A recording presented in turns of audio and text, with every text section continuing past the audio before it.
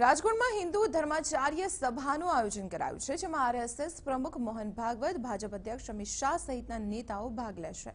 હિન્દુ ધર્માચાર્ય સભામાં ભાગ લેવા માટે આરએસએસ પ્રમુખ મોહન ભાગવત, ભાજપના નેતા સુબ્રમણ્યમ સ્વામી, રામ માધવ રાજકોટ પહોંચી ચૂક્યા છે। ભાજપ અધ્યક્ષ અમિત શાહ પણ રાજકોટ પહોંચશે। મુંજકાની આર્ષ વિદ્યા મંદિરમાં યોજાનારી આ સભામાં ધાર્મિક, સામાજિક અને રાજકીય મુદ્દાઓ પર ચર્ચા કરવામાં આવશે। રામ મંદિર નિર્માણ અને હિન્દુ ધર્મના પ્રચાર સહિતના મુદ્દાઓ અંગે પણ ધર્મસભામાં ચર્ચા થશે। જોકે રામ મંદિર નિર્માણનો મુદ્દો આ ધર્મસભામાં કેન્દ્રના સ્થાને રહેશે।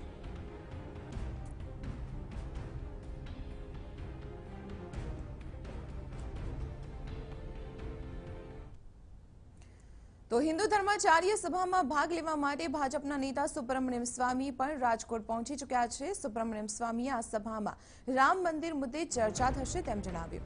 તેમણે કહ્યું કે 2019ની લોકસભા ચૂંટણી પહેલા રામ મંદિરનું નિર્માણ થઈ શકે છે કે નહીં તે વિષય પર આ સભામાં ખાસ ચર્ચા કરવામાં આવશે। बीजेपी ने कहा कि हम जो कानूनी रास्ते हैं उससे करेंगे और कानूनी रास्ता हम हुक्म तो नहीं दे सकते। अब जज इसकी सुनवाई करें ना करें उनकी मर्जी पर है, हम उनको निर्देश नहीं दे सकते।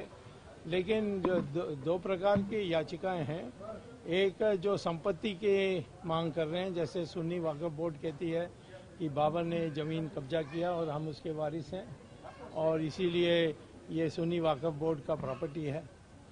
और मेरा जो दूसरा अलग से है जिसके कारण सुनवाई भी शुरू हुई थी 7.5 साल के बाद, वो है एक नया रिट पिटिशन जिसमें मैंने कहा कि हिंदुओं को मूलभूत अधिकार है जहां आस्था के अनुसार राम पैदा हुए और उसके लिए क्योंकि मूलभूत अधिकार है वो संपत्ति के अधिकार से ऊपर है।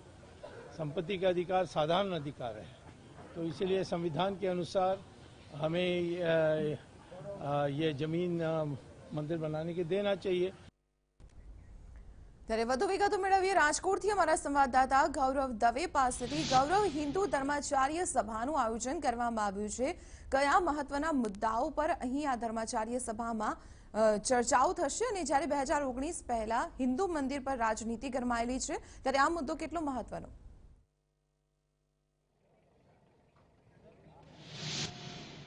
ચોક્કસ જ દીપાલી, રાજકોટના જે મુંજકા ખાતે આર્ષ વિદ્યા મંદિર આવેલું છે અને આ આર્ષ વિદ્યા મંદિર ખાતે 2 દિવસીય રાષ્ટ્રીય હિન્દુ ધર્માચાર્ય સભાનું આયોજન કરવામાં આવ્યું છે। ગઈકાલે મોહન ભાગવત જે આરએસએસના વડા છે તે પણ પહોંચ્યા હતા અને આરએસએસ જે રીતે આખું હિન્દુને લઈને જે આખું દેશમાં ચર્ચાનો વિષય છે ત્યારે રામ મંદિર મુદ્દે પણ ચર્ચા કરવામાં આવી હતી અને ખાસ કરીને જે અભ્યાસક્રમ હોય છે તેમાં પણ હિન્દુઓનો અભ્યાસક્રમ લાવવાના પ્રયાસો કરવામાં આવી રહ્યા છે। ત્યારે આજે સુબ્રમણ્યમ સ્વામી પણ રાજકોટ એરપોર્ટ ખાતે પહોંચ્યા હતા અને તેમણે સ્પષ્ટ જણાવ્યું હતું કે આજે જે ધર્મસભામાં જે પોતાનું જે પ્રવચન છે તે પણ રામ મંદિર મુદ્દે જ કરવાના છે। એટલે કહી શકાય કે જે રીતે આખું મુદ્દો છે તે રામ મંદિરનો મુદ્દો છે અને 2019ની જે ચૂંટણી આવી રહી છે તેમાં પણ રામ મંદિરનો મુદ્દો ગરમાઈ રહે તેવી શક્યતાઓ વ્યક્ત કરવામાં આવી રહી છે। હું આપને દ્રશ્યો બતાવવા માંગીશ કે રાજકોટ એરપોર્ટ ખાતેના દ્રશ્યો છે કે આપ જોઈ શકો છો કે જે ભાજપના રાષ્ટ્રીય અધ્યક્ષ અમિત શાહ છે તે પણ થોડી જ ક્ષણોમાં અહીં પહોંચશે અને તે પણ જે ધર્મસભા છે તેમાં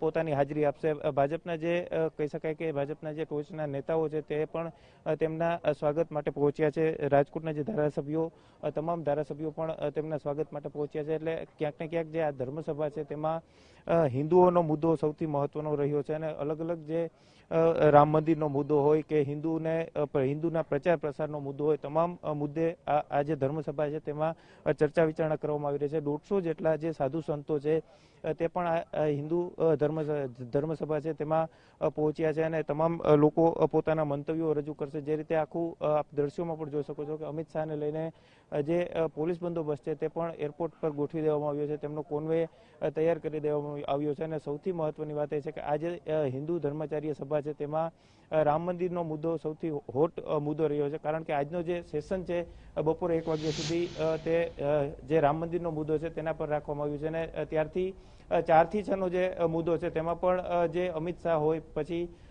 જે મોહન ભાગવત હોય કે પછી સુબ્રમણ્યમ સ્વામી હોય, તમામ લોકો જે રામ મંદિર મુદ્દે ચર્ચા કરશે. એટલે ક્યાંક ને ક્યાંક કહી શકાય કે 2019ની જે ચૂંટણી નજીક આવી રહી છે ત્યારે ભારતની જે લોકસભાની આ જે ચૂંટણી છે તેમાં જે ભારતમાં હિન્દુમાં ખાસ કરીને રામ મંદિરનો મુદ્દો સૌથી વધારે ચર્ચામાં રહ્યો છે, ત્યારે આ જે 2019ની જે ચૂંટણી છે તેમાં પણ રામ મંદિરના મુદ્દે ચૂંટણી લડવામાં આવે તેવી શક્યતાઓ વ્યક્ત કરવામાં આવી રહી છે. જી ચોક્કસ ગૌરવ, આભાર માહિતી આપવા બદલ. તો આપણે જણાવી દઈએ, રાજકોટમાં હિન્દુ ધર્માચાર્ય સભાનું આયોજન કરવામાં આવ્યું છે, જેમાં ભાગ લેવા માટે મોહન ભાગવત, સુબ્રમણ્યમ સ્વામી પહોંચી ચૂક્યા છે રાજકોટ ખાતે, અને થોડી જ વારમાં ભાજપના રાષ્ટ્રીય અધ્યક્ષ અમિત શાહ પણ પહોંચશે, અને આજે ધર્મસભા આયોજિત કરાઈ છે તેમાં રામ મંદિરનો મુદ્દો કેન્દ્ર સ્થાને રહેશે.